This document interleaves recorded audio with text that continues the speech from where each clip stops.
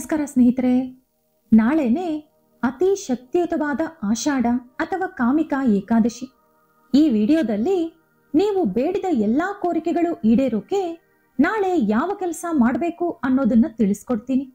ಆದ್ರೆ ಅದಕ್ಕೂ ಮುಂಚೆ ನೀವಿನ್ನೂ ನಮ್ಮ ಚಾನೆಲ್ ಅನ್ನು ಸಬ್ಸ್ಕ್ರೈಬ್ ಮಾಡ್ಕೊಂಡಿಲ್ಲ ಅಂದ್ರೆ ಖಂಡಿತ ಈಗಲೇ ಸಬ್ಸ್ಕ್ರೈಬ್ ಮಾಡ್ಕೊಳ್ಳಿ. ಹಾಗೆ ಈ ವಿಡಿಯೋ ಇಷ್ಟ ಆದ್ರೆ ಮರೀದೇ ಒಂದು ಲೈಕ್ ಕೊಡಿ. ಸ್ನೇಹಿತರೆ, ಆಷಾಢ ಮಾಸಕ್ಕೆ ತುಂಬಾನೇ ಪ್ರತ್ಯೇಕತೆ ಇದೆ. ಅದರಲ್ಲೂ ಆಷಾಢ ಮಾಸದಲ್ಲಿ ಬರುವಂತ ಏಕಾದಶಿಗೆ ಇನ್ನಷ್ಟು ಹೆಚ್ಚು ವಿಶಿಷ್ಟತೆ ಇದೆ. ಏಕಾದಶಿಗಿರುವಂತ ಮಹತ್ವದ ಬಗ್ಗೆ ಪ್ರತ್ಯೇಕವಾಗಿ ಹೇಳೋ ಅಗತ್ಯ ಇಲ್ಲ. ಇದೇ ತಿಂಗಳ 21ನೇ ತಾರೀಕು ಸೋಮವಾರದಂದು ಕಾಮಿಕ ಏಕಾದಶಿ ಬಂದಿದೆ. ಈ ಏಕಾದಶಿ ತುಂಬಾನೇ ಶಕ್ತಿಯುತವಾದದ್ದು. ಕಾಮಿಕ ಏಕಾದಶಿ ಬರೋದ್ರೊಳಗೆ ಈ ವಿಡಿಯೋ ನಿಮ್ಮ ಕಣ್ಣಿಗೆ ಬಿದ್ದಿದೆ ಅಂದ್ರೆ ನೀವು ತುಂಬಾನೇ ಅದೃಷ್ಟವಂತರು ಅಂತ ಹೇಳ್ಬೇಕು. ಈಗ ನಾವು ಸಕಲ ಐಶ್ವರ್ಯಗಳನ್ನು ಕೊಡುವಂತ ಕಾಮಿಕ ಏಕಾದಶಿ ಪೂಜಾ ವಿಧಾನ ಹಾಗೆ ಕೆಲವು ಶಕ್ತಿಯುತವಾದ ಪರಿಹಾರಗಳ ಬಗ್ಗೆ ತಿಳ್ಕೊಳ್ಳೋಣ. ಏಕಾದಶಿ ದಿನ ಮಹಾವಿಷ್ಣು ಮತ್ತು ಮಹಾಲಕ್ಷ್ಮಿಯನ್ನ ಪೂಜೆ ಮಾಡಿದ್ರೆ ನಿಮ್ಮ ಕಷ್ಟಗಳೆಲ್ಲವೂ ಕೂಡಲೇ ಬಗೆಹರಿದು ನಿಮಗೂ ನಿಮ್ಮ ಕುಟುಂಬಕ್ಕೂ ಸಕಲ ಐಶ್ವರ್ಯಗಳು ಪ್ರಾಪ್ತಿಯಾಗುತ್ತೆ. ಹಾಗಾಗಿ ನಾಳೆ ಪ್ರತಿಯೊಬ್ಬರೂ ಕೂಡ ಮನೆಯಲ್ಲಿ ಮಹಾವಿಷ್ಣು ಹಾಗೂ ಮಹಾಲಕ್ಷ್ಮಿ ಪೂಜೆನ ಮಾಡ್ಕೊಳ್ಳಿ. ನಾಳೆ ಮಹಾವಿಷ್ಣುವನ್ನು ಪೂಜಿಸಿದರೆ ಮುಕ್ಕೋಟಿ ದೇವತೆಗಳನ್ನು ಪೂಜೆ ಮಾಡಿದಷ್ಟು ಪುಣ್ಯ ಫಲ ಲಭಿಸುತ್ತದೆ. ನಾಳೆ ಏಕಾದಶಿ ಮಾಡುವಂತ ಗೃಹಿಣಿ ಬೆಳಗಿನ ಜಾವವೇ ನಿದ್ದೆಯಿಂದ ಎದ್ದು ಮನೆಯೆಲ್ಲ ಕ್ಲೀನ್ ಮಾಡಿಕೊಂಡು ಹೊಸಲಿಗೆ ಅರಿಶಿಣ ಕುಂಕುಮ ಹಚ್ಚಿ ಮನೆ ಮುಂದೆ ರಂಗೋಲಿ ಬಿಡಿಸಿ ದೇವರ ಮನೆಯಲ್ಲಿ ದೀಪಾರಾಧನೆ ಮಾಡಬೇಕು. ನಾಳೆ ನೀವು ವೆಂಕಟೇಶ್ವರ ಸ್ವಾಮಿಯನ್ನು ತುಳಸಿ ಎಲೆಗಳಿಂದ ಪೂಜೆ ಮಾಡಿದರೆ ನಿಮಗೂ ನಿಮ್ಮ ಕುಟುಂಬಕ್ಕೂ ಅಷ್ಟೈಶ್ವರ್ಯಗಳು ಪ್ರಾಪ್ತಿಯಾಗುತ್ತದೆ ಅಂತ ಹೇಳ್ತಾರೆ. ಆದ್ರೆ ಏಕಾದಶಿ ದಿನ ಮಾತ್ರ ತುಳಸಿ ಕೀಳ್ಬಾರ್ದು. ಹಾಗಾಗಿ ಇವತ್ತೇ ನೀವು ತುಳಸಿಯನ್ನು ಪೂಜೆಗೆ ಕಿತ್ತು ಇಟ್ಕೊಳ್ಳಿ. ನಾಳೆ ನೀವು ನಿಮ್ಮ ಮನೆಯಲ್ಲಿರುವಂತ ವೆಂಕಟೇಶ್ವರ ಸ್ವಾಮಿ ಹಾಗೂ ಲಕ್ಷ್ಮೀದೇವಿ ಫೋಟೋನ ಪ್ರತ್ಯೇಕವಾಗಿ ಅಲಂಕಾರ ಮಾಡ್ಕೋಬೇಕು. ರೋಜಾ ಹೂವು ಅಥವಾ ಸೇವಂತಿ ಹೂವಿಂದ ಮಹಾವಿಷ್ಣು ಹಾಗೂ ಲಕ್ಷ್ಮೀದೇವಿಯನ್ನ ಅಲಂಕಾರ ಮಾಡಬೇಕು. ಅದೇ ರೀತಿ ನಿಮ್ಮ ಹತ್ರ ಇರೋ ಒಡವೆಗಳನ್ನ ಚೆನ್ನಾಗಿ ತೊಳೆದು ಅದನ್ನ ಲಕ್ಷ್ಮೀದೇವಿಗೋ ಅಥವಾ ಮಹಾವಿಷ್ಣುಗೋ ಹಾಕಿ ಅಲಂಕಾರ ಮಾಡಿದ್ರೆ ನಿಮ್ಮ ಐಶ್ವರ್ಯ ಹೆಚ್ಚಾಗುತ್ತೆ. ಜೊತೆಗೆ ಇನ್ನಷ್ಟು ಹೆಚ್ಚು ಒಡವೆಗಳು ಕೂಡ ಕೊಂಡುಕೊಳ್ಳುವ ಯೋಗ ಬರುತ್ತೆ. ನಾಳೆ ಸಾಧ್ಯವಾದರೆ ವೆಂಕಟೇಶ್ವರ ಸ್ವಾಮಿ ಫೋಟೋಗೆ ತುಳಸಿ ಮಾಲೆಯನ್ನು ಹಾಕಿ, ಇಲ್ಲದಿದ್ದರೆ ಬಿಡಿ ಎಲೆಗಳನ್ನಾದರೂ ಸಮರ್ಪಿಸಿ.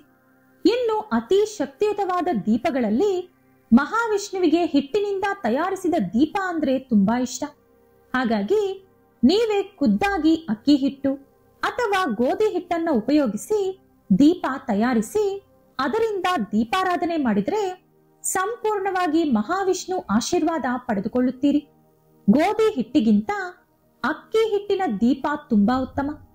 ಹಾಗೆ ಈ ಪೂಜೆಗೆ ಒಟ್ಟು 3 ದೀಪಗಳು ಬೇಕಾಗುತ್ತದೆ.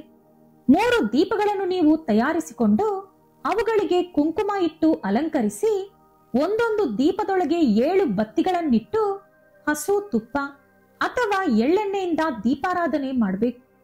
ನಾಳೆ ನೀವು ಏನು ಮಾಡಿದ್ರೂ ಮಾಡದೇ ಇದ್ರೂ ಹಿಟ್ಟಿನ ದೀಪವನ್ನು ದೇವರ ಮನೆಯಲ್ಲಿ ಹಚ್ಚಿದ್ರೆ ವಿಶೇಷವಾದ ಫಲ ಸಿಗುತ್ತೆ. ಇನ್ನು ನಾಳೆ ದೇವರಿಗೆ ನೈವೇದ್ಯವಾಗಿ ಬೆಲ್ಲದ ಪೊಂಗಲ್ ಅಥವಾ ಬಾಳೆಹಣ್ಣು ಸಮರ್ಪಿಸಬೇಕು. ಪ್ರತಿ ಏಕಾದಶಿಯಲ್ಲೂ ಮನೆಯಲ್ಲಿ ಹಾಲು ಉಕ್ಕಿಸಿ ಆ ಹಾಲಿಂದ ಬೆಲ್ಲದ ಪೊಂಗಲ್ ತಯಾರಿಸಿ ಅದನ್ನು ವೆಂಕಟೇಶ್ವರ ಸ್ವಾಮಿಗೆ ನೈವೇದ್ಯವಾಗಿ ಇಟ್ಟರೆ ಎಂದೆಂದಿಗೂ ನಿಮ್ಮ ಕುಟುಂಬದ ಮೇಲೆ ಅವರ ಆಶೀರ್ವಾದ ಇರುತ್ತೆ. ನಿಮಗೆ ವಿಪರೀತವಾಗಿ ಸಾಲ ಇದ್ದರೆ ನಾಳೆ ಒಂದು ಕೆಂಪು ಬಟ್ಟೆ ತಗೊಂಡು ಅದರಲ್ಲಿ 3 ಹಿಡಿಗಳಷ್ಟು ಅಕ್ಕಿ ಹಾಕಿ ಅದನ್ನು ಗಂಟು ಕಟ್ಟಿ ಪೂಜೆಯಲ್ಲಿಟ್ಟು 3 ಸಲ ಓಂ ಶ್ರೀಂ ಶ್ರೀಯೇ ನಮಃ ಈ ಮಂತ್ರವನ್ನ ಜಪ ಮಾಡಿ ಆ ಗಂಟಿಗೆ ಧೂಪ ದೀಪ ಬೆಳಗಿ ಪೂಜೆ ನಂತರ ಅಂದ್ರೆ ಏಕಾದಶಿ ಮುಗಿದ ಮೇಲೆ ಆ ಗಂಟನ್ನ ತಗೊಂಡು ನಿಮ್ಮ ಬೀರೋ ಒಳಗೆ ಇಟ್ಕೊಳ್ಳಿ. ಮುಂದಿನ ಏಕಾದಶಿಯಲ್ಲಿ ಈ ಗಂಟನ್ನ ನೀರೊಳಗಡೆ ಹಾಕಿ ಇನ್ನೊಂದು ಹೊಸ ಗಂಟನ್ನ ತಯಾರಿಸಿ ಮತ್ತೆ ನಿಮ್ಮ ಬೀರೋ ಒಳಗಡೆ ಇಟ್ಕೊಳ್ಳಿ. ಇದರಿಂದ ನಿಮ್ಮ ಆದಾಯ ಬೆಳೆದು ಲಕ್ಷ್ಮೀ ದೇವಿಯ ಆಶೀರ್ವಾದದಿಂದ ಅತಿ ಬೇಗನೆ ನಿಮ್ಮ ಸಾಲದ ಸಮಸ್ಯೆಗಳು ನಿವಾರಣೆಯಾಗುತ್ತದೆ. ಇನ್ನು ನಾಳೆ ಪೂಜೆಯಲ್ಲಿ ತಪ್ಪದೆ ತುಳಸಿ ತೀರ್ಥವನ್ನು ದೇವರ ಮುಂದೆ ಇಡಬೇಕು. ಇದಕ್ಕಾಗಿ ನೀವು ತಾಮ್ರದ ಚೊಂಬು ಅಥವಾ ಪಂಚಲೋಹದ ಚೊಂಬಿನಲ್ಲಿ ನೀರು ತುಂಬಿಕೊಂಡು ಅದರಲ್ಲಿ ಕೆಲವು ತುಳಸಿ ಎಲೆಗಳನ್ನು, ಒಂದೆರಡು ಡ್ರಾಪ್ಸ್ ರೋಸ್ ವಾಟರ್ ಅಥವಾ ಒಂದು ಏಲಕ್ಕಿ ಜಜ್ಜಿ ಹಾಕಿ ತುಳಸಿ ತೀರ್ಥವನ್ನು ತಯಾರಿಸಿಕೊಳ್ಳಬೇಕು. ಇನ್ನು ಪೂಜೆ ಮಾಡುವಾಗ ವೆಂಕಟೇಶ್ವರ ಸ್ವಾಮಿ, ಮಹಾವಿಷ್ಣು, ಶ್ರೀಕೃಷ್ಣ ಹಾಗೂ ಮಹಾಲಕ್ಷ್ಮಿಯನ್ನು ಜಪಿಸುತ್ತಾ ಪೂಜೆ ಮಾಡಬೇಕು. ಮಂತ್ರಗಳು ಬರದೇ ಇರೋರು ಓಂ ನಮೋ ಭಗವತೆ ವಾಸುದೇವಾಯ ಈ ಮಂತ್ರವನ್ನು ಜಪ ಮಾಡುತ್ತಾ ಪೂಜೆ ಮಾಡ್ಕೋಬಹುದು. ಕೊನೆಯಲ್ಲಿ ಆರತಿ ಕೊಟ್ಟು ತುಳಸಿ ನೀರನ್ನು ತೀರ್ಥದಂತೆ ಮನೆಯಲ್ಲಿ ಎಲ್ಲರೂ ಕೂಡ ತಗೊಂಡು ಏಕಾದಶಿ ಪೂಜೆಯನ್ನ ಮುಗಿಸಿಕೊಳ್ಳಿ. ನಾವು ತಿಳಿಯದೆ ಮಾಡುವಂತ ಚಿಕ್ಕ ಪುಟ್ಟ ತಪ್ಪುಗಳಿಂದ ನಮ್ಮ ಜೀವನದಲ್ಲಿ ಎಷ್ಟೋ ಸಮಸ್ಯೆಗಳು ಹುಟ್ಟಿಕೊಳ್ಳುತ್ತದೆ. ಅಂತ ಎಲ್ಲಾ ಪಾಪಗಳನ್ನು ನಿವಾರಿಸಿಕೊಳ್ಳಲು, ಪಾಪಗಳಿಂದ ವಿಮುಕ್ತಿ ಪಡೆಯಲು ಈ ಕಾಮಿಕಾ ಏಕಾದಶಿ ಆಚರಿಸಲಾಗುತ್ತೆ. ನಾಳೆ ಏಕಾದಶಿ ವ್ರತ ಮಾಡಿದಂತ ಮಹಿಳೆ ಉಪವಾಸ ಕೂಡ ಇದ್ರೆ ಆಕೆಯ ಜೊತೆ ಆಕೆಯ ಕುಟುಂಬಕ್ಕೆಲ್ಲ ಪಾಪ ವಿಮುಕ್ತಿ ದೊರೆತು ಮೋಕ್ಷ ಕೂಡ ಪ್ರಾಪ್ತಿಯಾಗುತ್ತೆ. ಜೊತೆಗೆ ಉಪವಾಸ ಇರೋ ಮಹಿಳೆಗೆ ಅಶ್ವಮೇಧ ಯಾಗ ಮಾಡಿದಷ್ಟು ಪುಣ್ಯ ಕೂಡ ಬರುತ್ತೆ. ಹಾಗಾಗಿ ಈ ಏಕಾದಶಿಯಂದು ತಪ್ಪದೆ ಪೂಜೆ ಮಾಡಿದ ಪ್ರತಿಯೊಬ್ಬರು ಉಪವಾಸ ಇರೋಕೆ ಪ್ರಯತ್ನಿಸಿ. ಇನ್ನು ಶುಭ ಕಾರ್ಯಗಳು ಮಾಡುವುದಕ್ಕೂ ಕೂಡ ಈ ಕಾಮಿಕಾ ಏಕಾದಶಿ ತುಂಬಾನೇ ಅನುಕೂಲವಾಗಿದೆ. ನಾಳೆ ಯಾವ್ದಾದ್ರೂ ಒಳ್ಳೆ ಕೆಲಸ ನೀವು ಶುರು ಮಾಡಿದ್ರೆ ಅದು ಸಕ್ಸಸ್ಫುಲ್ ಆಗಿ ಕಂಪ್ಲೀಟ್ ಆಗುತ್ತೆ. ನಾಳೆ ಮರೆಯದೆ ತುಳಸಿ ಪೂಜೆ ಕೂಡ ಮಾಡಬೇಕು. ಇದರಿಂದ ನಿಮಗೆ ಸಿರಿ ಸಂಪತ್ತಿಗೆ ಯಾವುದೇ ಕೊರತೆ ಬರದಂತೆ ಲಕ್ಷ್ಮೀ ದೇವಿ ಆಶೀರ್ವಾದ ಮಾಡ್ತಾರೆ. ತುಳಸಿ ಗಿಡದ ಮುಂದೆ ತುಪ್ಪದಿಂದ ದೀಪ ಹಚ್ಚಿ ಗಿಡಕ್ಕೆ ಸ್ವಲ್ಪ ನೀರು ಹಾಕಿ ಗಿಡದ ಸುತ್ತ 5 ಪ್ರದಕ್ಷಿಣೆ ಮಾಡಿದರೆ ಸಕಲ ಪಾಪಗಳು ನಿವಾರಣೆಯಾಗುತ್ತದೆ. ಜೊತೆಯಲ್ಲಿ ಅಷ್ಟೈಶ್ವರ್ಯ ಕೂಡ ಪ್ರಾಪ್ತಿಯಾಗುತ್ತದೆ. ಈ ವರ್ಷದಲ್ಲಿ ಬಂದ ಕಾಮಿಕಾ ಏಕಾದಶಿ ವೃದ್ಧಿ ಯೋಗದ ಜೊತೆಗೆ ಅಮೃತ ಸಿದ್ಧಿ ಯೋಗ, ಸರ್ವಾರ್ಥ ಸಿದ್ಧಿ ಯೋಗದೊಂದಿಗೆ ಕೂಡಿ ಬಂದಿದೆ. ಹಾಗಾಗಿ ಈ ಅಮೃತ ಗಳಿಗೆಯಲ್ಲಿ ಯಾವ ಪರಿಹಾರ ಮಾಡಿದ್ರೂ ಕೂಡ ಅದ್ಭುತವಾದ ಫಲ ಪಡೆದುಕೊಳ್ಳುತ್ತೀರಿ. ನಮ್ಮ ಹಿಂದೂ ಧರ್ಮದಲ್ಲಿ ಅರಳಿ ಮರಕ್ಕೆ ಹೆಚ್ಚಿನ ಪ್ರಾಮುಖ್ಯತೆ ಕೊಡಲಾಗಿದೆ. ಅತಿ ಶಕ್ತಿಯುತವಾದ ದೈವ ವೃಕ್ಷಗಳಲ್ಲಿ ಅರಳಿ ಮರ ಕೂಡ ಒಂದು. ಇದರಲ್ಲಿ ತ್ರಿಮೂರ್ತಿಗಳು ವಾಸವಿರುತ್ತಾರೆ. ಹಾಗಾಗಿ ಏಕಾದಶಿಯಂದು ತಪ್ಪದೆ ಅರಳಿ ಮರದ ಕೆಳಗಡೆ ದೀಪ ಹಚ್ಚಿ ಮರಕ್ಕೆ 3 ಪ್ರದಕ್ಷಿಣೆ ಮಾಡಿದರೆ ನೀವು ಬೇಡಿದ ಎಲ್ಲಾ ಕೋರಿಕೆಗಳು ಈಡೇರುತ್ತದೆ. ಇದು ತುಂಬಾನೇ ಶಕ್ತಿಯುತವಾದ ಪರಿಹಾರ. ಹಾಗಾಗಿ ಮನೆಯಲ್ಲೆಲ್ಲರೂ ಕೂಡ ಮಾಡೋಕೆ ಟ್ರೈ ಮಾಡಿ. ಇನ್ನು ನಾಳೆ ಪೂಜೆ ಮಾಡೋಕೆ ಸಾಧ್ಯ ಆಗದವರು ಮಹಾವಿಷ್ಣು ಸಹಸ್ರನಾಮ ಓದಿದ್ರೂ ಕೂಡ ಮಹಾವಿಷ್ಣುವಿನ ಆಶೀರ್ವಾದ ಬೇಗನೆ ನಿಮಗೆ ಸಿಗುತ್ತೆ.